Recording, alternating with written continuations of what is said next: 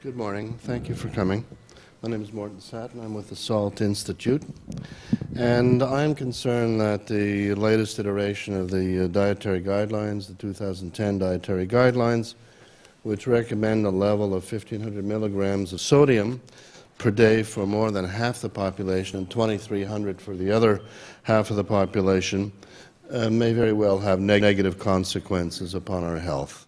As a food scientist, I base this assertion not upon my opinion or any particular ideology or because I work for the SALT Institute.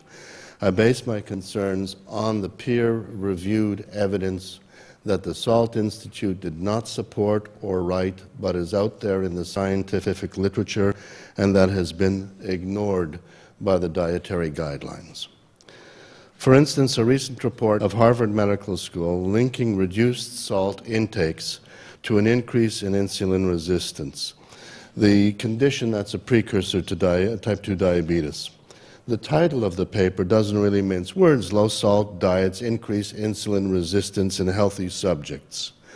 Healthy people were placed on a low-salt diet and developed insulin resistance within 7 days of going on that low-salt diet.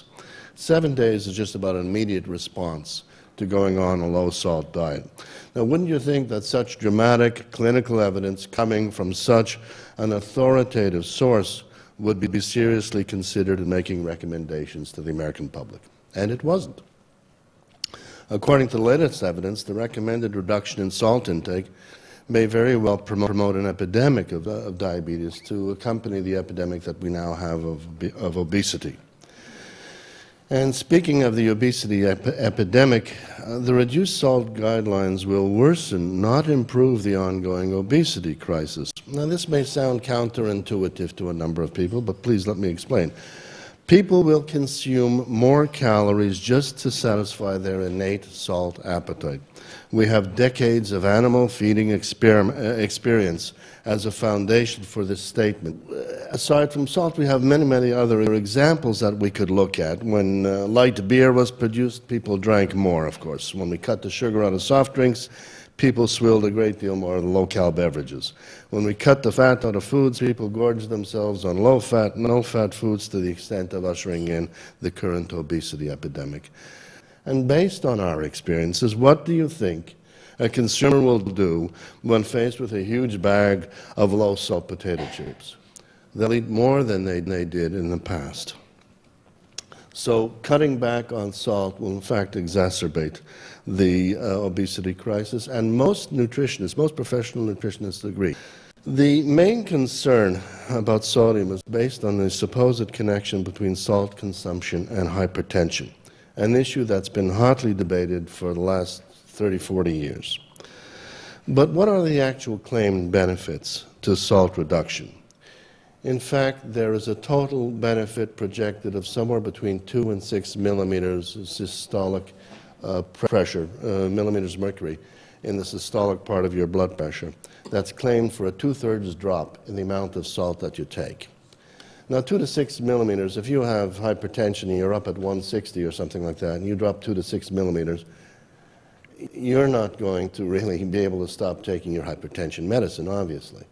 And any physician who proposes that people cut salt in lieu of taking their blood pressure medicine should be taken to account for malpractice.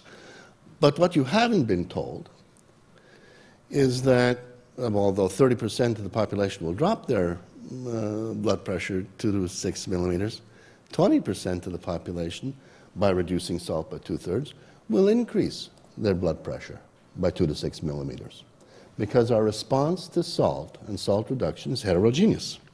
So in fact, have the dietary guidelines become an instrument of discriminatory policy, where one portion of the population will apparently benefit to some extent, even if it's very small, while another portion of the population is made to suffer? I mean, this is a conundrum that has never been discussed in the connection between salt intakes and the rising rates of hypertension have recently been disputed in another study out of Harvard by the country's most eminent nutritionist, Walter Willett. The study demonstrates that while hypertension and obesity have increased among Americans over the last 40 years, sodium or salt consumption has remained virtually flat, unchanged. These findings contradict the myth that assumes increasing salt intake as the main driver for hypertension. If over the last 4 decades hypertension has increased, but salt has remained flat, then the two are not related. Since the primary reason for placing limits on salt is the fear that it was related to the rising rates of hypertension, the exclusion of this most recent peer-reviewed paper makes it clear, the exclusion from the dietary guidelines, makes it clear that the dietary guidelines are no longer a product of science, they are a product of ideology. I mean, science looks and considers evidence. It's got nothing to do with ideology. I mean, when you make recommendations for the public, they have to be based on real evidence, on information, not on a lack of information.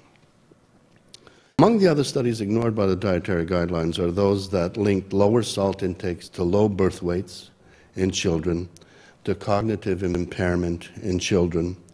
Why were these studies never considered in the dietary guidelines? Also ignored were peer-reviewed studies that demonstrated that the rates of falls and fractures, I think that's another one here, the rates of falls and fractures among the elderly increased dramatically when they're placed on low-salt diets. And that is why, I mean, it is a standard practice in all assisted living facilities in this country. The first thing that you do is you place the people who come into your facility on a low-salt diet. And that is why in assisted living facilities, the rates of falls and hip fractures, fractures of all types, are about 3 times as great as in the normal home environment. Amongst the most egregious sins of omission is the refusal of the dietary guidelines to seriously consider the latest evidence linking low-salt diets to increased mortality and readmissions for heart failure patients. Further reducing salt in our diet will have a negative effect on dietary choices. While the dietary guidelines recommend increasing salad and dark green vegetable consumption because these items provide healthy but very bitter phytochemicals, and broccoli is a perfect example, reducing the salt intake makes these foods less appealing and will adversely affect their intake. Children will not eat broccoli, as an example, without salt. It's the salt that makes these food items more palatable. If not, they taste like grass. The dietary guidelines praise the Mediterranean eating pattern, which has been responsible for the excellent health statistics in that part of the world. While what the dietary guidelines do not state, however, is that the level of consumption in the Mediterranean diet of salt is about 40% higher than it is in the U.S. diet. There is considerable peer-reviewed clinical research that predicts several negative consequences for a population-wide reduction in salt across all age groups. That is why the Salt Institute, and only the Salt Institute, has been the only organization who has repeatedly asked the Secretary of Health and Human Services to support a large clinical trial that would show the health outcomes resulting from population-wide salt reduction. The request has always been made, as I said, without preconditions, and it has always been refused. We are now eating less salt than we ever had in history. The place I was able to find data was going back into military rations for soldiers and prisoners of war for the last 200 years. And they have been remarkably consistent going back to the War of 1812 up until the end of the Second World War. They have all been somewhere between 18 and 20 grams of salt per day. That's more than double what we consume now. Until the end of the Second World War, salt was the primary means of food preservation. And beginning in the 1950s, refrigeration took over that function, and our salt consumption dropped dramatically in that period of 1950 to 1960. And from the 1960s onward, according to the Willett paper, it has remained flat. So we're eating less salt than we ever have.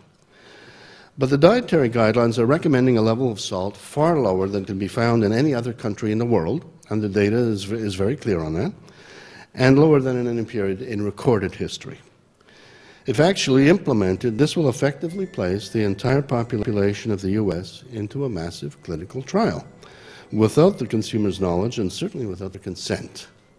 Every nutritional trial in this country, every clinical trial in this country is accompanied by an informed consent on the part of the people who are taking part in the trial. They are told what the possible positive and negative impacts are of this trial. That is not the case over here. The dietary guidelines are being promoted and pushed ahead without ever asking anybody for their informed consent. And indeed, there are some major concerns of negative consequences, because the Institute of Medicine, in their report Strategies to Reduce Sodium Intake, which was made to coincide with the 2010 Dietary Guidelines that was just issued last year, basically say, as the levels of sodium in the diet drop up, we will be monitoring for any unintended consequences. Now, there is nowhere a more clear statement that we're going into a trial than that. We'll be monitoring for unintended consequences. Well, they've never asked anybody permission to go into this trial. Public Law 101, Section 301 of the Dietary Guidelines clearly states that the information and guidelines contained in each report shall be based on the preponderance of scientific and medical knowledge which is current at the time the report is prepared. With reference to the current knowledge or the state of the relationship of salt to health, I believe that the 2010 Dietary Guidelines do not achieve this objective as laid out in the public law. In fact, the Salt Institute believes that the 2010 Dietary Guidelines are confused, they're simplistic, and they're far more a product of ideology, as I said, than science. Following them may very well do more harm than good to the nation's health. Thank you.